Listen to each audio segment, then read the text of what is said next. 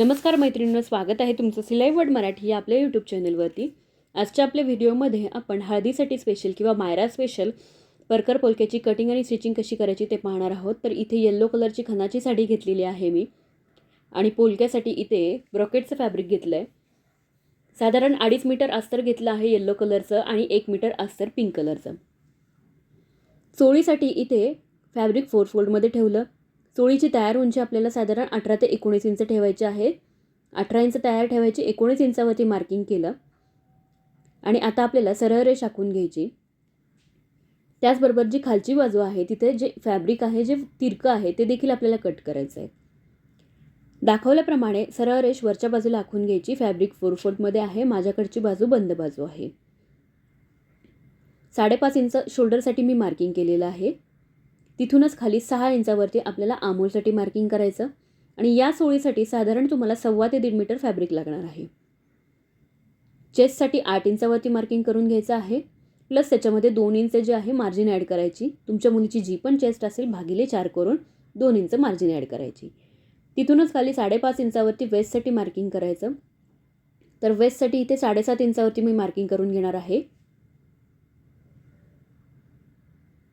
त्याचबरोबर वरती आपण 10 इंच मेजरमेंट घेतलं, जसं चेस्टच्या पार्टमध्ये 8+2 10 इंचावरती खाली पण मार्किंग करून घ्यायचं।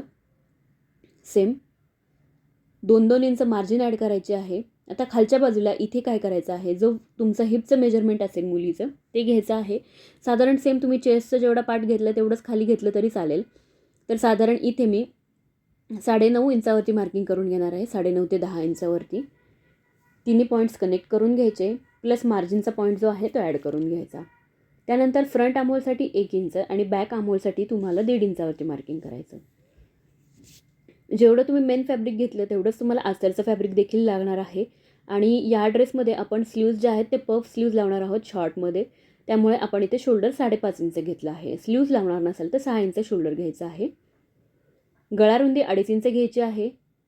या साईजमध्ये 2.5 इंच गळा रुंदी घेतलेली आहे आणि जो पुढचा गळा आहे त्याच्यासाठी मी इथे 5 इंचावरती मार्किंग करणार आहे।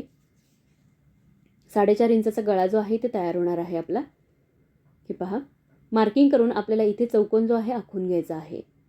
आता यामध्ये तुम्ही तुमच्या आवडीप्रमाणे गळ्याचा आकार देऊ शकता, पान गळा, गोल गळा किंवा पंचकोनी गळा देखील तुम्ही इथे घेऊ शकता। यामध्ये सरळ पंचकोनी किंवा स्वीट हार्ट शेप देखील तुम्ही घेऊ शकता। स्वीट हार्ट घ्यायचा असेल तर स्केलचा यूज करायचा आणि खालचा आकार जो आहे तो गोल देऊन घ्यायचा आहे किंवा कर्व देऊन घ्यायचा आहे। व्यवस्थित त्याने आकार जो आहे खूप छान येतो। आता मागचा गळा जो आहे तिथे आपण मागच्या साईडने इथे हुक देखील लावू शकतो, बटन लावू शकतो किंवा तुम्ही चेन लावली तरीही चालणार आहे या चोळीमध्ये। त्याचबरोबर या चोळीची उंची कमी केली तर पोटापर्यंतची जी चोळी आहे ती देखील तयार होते व्यवस्थित, पण मी इथे लॉंग चोळी ठेवणार आहे। आता केलेल्या मार्किंगप्रमाणे कटिंग करून घ्यायची। इथे गळ्यांची कटिंग जी आहे ती आपण सेपरेट करणार आहे, दोन्ही पार्ट सेपरेट करून। तर सुरुवातीला आपल्याला कटिंग करताना बॅक आमहोलची कटिंग करून घ्यायची आणि त्यानंतर फ्रंट आमहोल, दोन्ही पार्ट सेपरेट करून फ्रंट नेक, बॅक नेक आणि फ्रंट आमहोल अशी वेगळी कटिंग करून घेणार आहोत आपण। बॅक पार्ट सेपरेट करून घेतला। आता या जो गळ्याचा आकार आहे त्याची आपण कटिंग करून घ्यायची। कटिंग करून घेतलेली आहे। बॅक पार्ट घेतला, बॅक पार्टची खोली इथे साधारण 3 ते 3.5 इंच ठेवली, रुंदी खालच्या बाजूने 2 इंच ठेवली आणि चौकोनी गळा ठेवलेला आहे आपण इथे। केलेल्या मार्किंगप्रमाणे कटिंग करून घ्यायचं आहे। सेम असंच आपल्याला अस्तरच्या फॅब्रिकवरती देखील कटिंग करून घ्यायचं आहे। अस्तरच्या फॅब्रिकची उंची देखील सेम घेतली। आता बॉटमसाठी किंवा परकरसाठी इथे मेन फॅब्रिक घेतलेलं आहे मी। मेन फॅब्रिक इथे डबल फोल्डमध्ये ठेवलं आणि साधारण हे पहा इथून टेप ठेवलेला आहे मी, तेवढं फॅब्रिक डबल फोल्डमध्ये आहे। साधारण 50 इंच घेर पुढच्या बाजूने आणि 50 इंच घेर मागच्या बाजूने, म्हणजे साधारण 2.25 मीटरचा घेर आपण या परकरमध्ये यूज करणार आहे। त्याचबरोबर परकरचा बॉटम जो आहे त्याची उंची 31 इंच, प्लस त्यामध्ये आपला साधारण 3 इंचाचा बेल्ट जो आहे ॲड होणार आहे। सरळ रेष आखून घेतलेली आहे जिथपर्यंत फॅब्रिक डबल फोल्डमध्ये आहे। इथून आपल्याला फॅब्रिकची कटिंग करून घ्यायची आहे। हे पहा, सरळ रेषेवरती कटिंग करून घ्यायची आणि अशा पद्धतीचा हा याचा लूक येणार आहे। आता आपल्याला याची स्टिचिंग कशी करायची ते पाहायचं आहे। तर सुरुवातीला इथे मेन फॅब्रिक घेतलेलं आहे. हे पहा, मेन फॅब्रिक सरळ ठेवलं, त्यावरती अस्तरचं फॅब्रिक ठेवून पिनने सिक्युअर करून घेतलं आहे फॅब्रिक.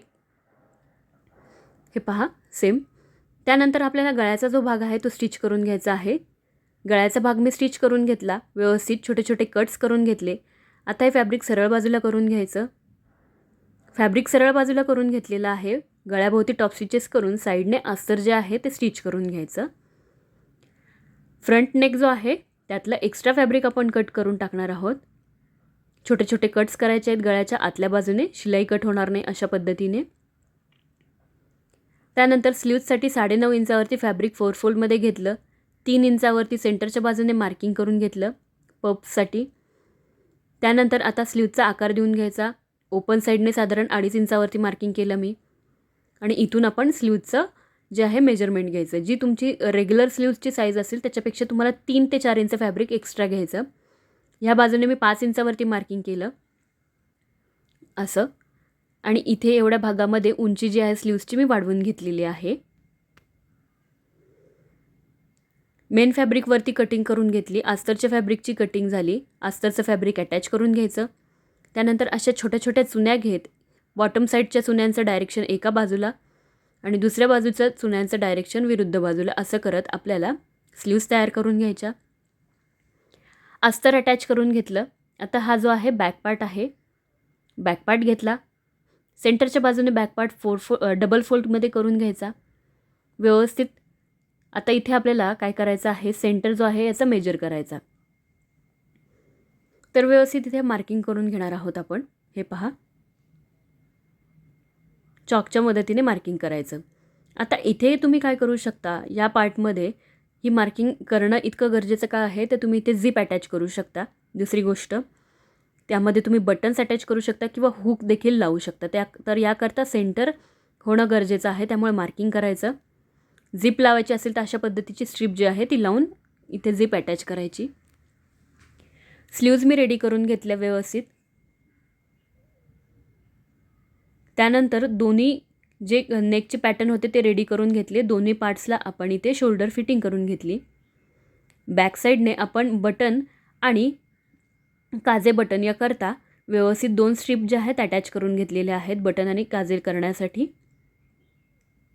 शोल्डर फिटिंग करून घेतली. त्यानंतर स्लीव्ज घेतलेली आहे. स्लीव्जचा सेंटर करून घ्यायचा व्यवस्थित आणि स्लीव्जचं मेन फॅब्रिक आणि टॉपचं मेन फॅब्रिक समोरासमोर ठेवून स्लीव्ज ज्या आहेत त्या आपल्याला अटॅच करून घ्यायच्या. त्याचबरोबर टॉपचा बॉटम जो आहे तो डबल फोल्ड करून स्टिच करायचा. स्लीव्जच्या बॉटमला गोल्डन कलरची लेस अटॅच करून घेतली. छान अशी फिनिशिंग आली. टॉप व्यवस्थित उलटा करून घ्यायचा आणि साईडने फिटिंग करून घ्यायची आहे टॉपला. आता जो बॉटम आहे किंवा परकर आहे त्याच्या बेल्टची कटिंग करायची आहे. ह्याच्या बेल्टची कटिंग करण्यासाठी साधारण मी इथे 16 ते 17 इंच फॅब्रिक घेणार आहे. म्हणजे 17 इंच बेल्ट जो आहे डबल फोल्डमध्ये ठेवलेला आहे मी. कमरेचं जे मेजरमेंट आहे ते साधारण 29 इंचाची कंबर आहे. त्याच्यापेक्षा आपल्याला 2 ते 3 इंच जास्त घ्यायचं आहे, लूजिंग द्यायचं आहे. 17 इंच डबल फोल्डमध्ये फॅब्रिक घेतलं. त्यानंतर वरच्या बाजूने साधारण 6.5 इंचावरती मार्किंग केलं. हे पहा अशा पद्धतीने. म्हणजे साधारण 3 इंचाचा जो बेल्ट आहे आपला तयार होईल. 3 इंच रुंदीचा, म्हणजे जो पूर्ण काठ आहे तेवढा आपला बेल्ट दिसेल. सरळ रेष आखून घेतली. केलेल्या मार्किंगप्रमाणे कटिंग करायचं. बॉटमसाठीचं जेवढं मेन फॅब्रिक कट केलं आहे तेवढंच आपण अस्तरचं फॅब्रिक देखील कट करून घेतलं.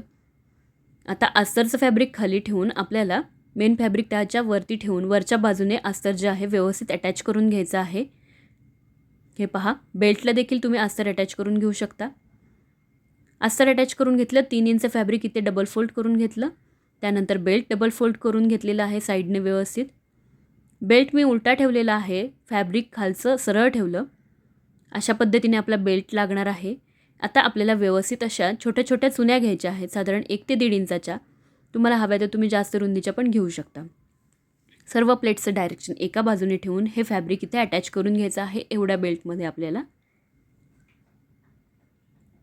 बेल्ट व्यवस्थित अटॅच करून घेतला. त्यानंतर आता हा जो आहे पिंक कलरचा पॅटर्न आपला तो सरळ बाजूला करून व्यवस्थित स्टिच करून घ्यायचा आहे दाखवल्याप्रमाणे. हे पहा, बेल्ट व्यवस्थित अटॅच करून घ्यायचा. त्यानंतर साईडने परकरला फिटिंग करून घ्यायची आहे.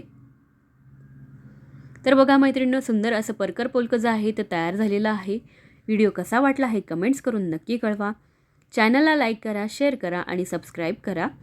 खाली दिलेल्या बेल आयकॉनवरती क्लिक करा म्हणजे येणाऱ्या प्रत्येक व्हिडिओची नोटिफिकेशन तुम्हाला नक्कीच मिळेल.